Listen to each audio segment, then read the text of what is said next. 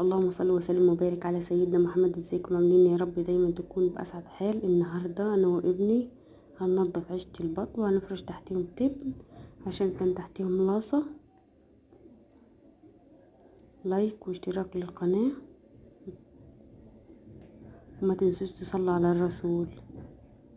اللهم صل وسلم وبارك عليك يا حبيبي يا رسول الله.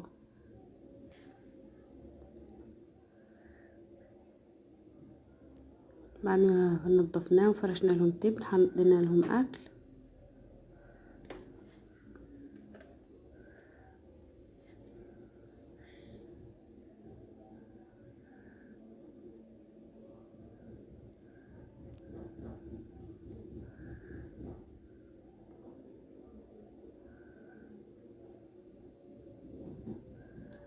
ما تبخلوش علينا بلايك واشتراك للقناة.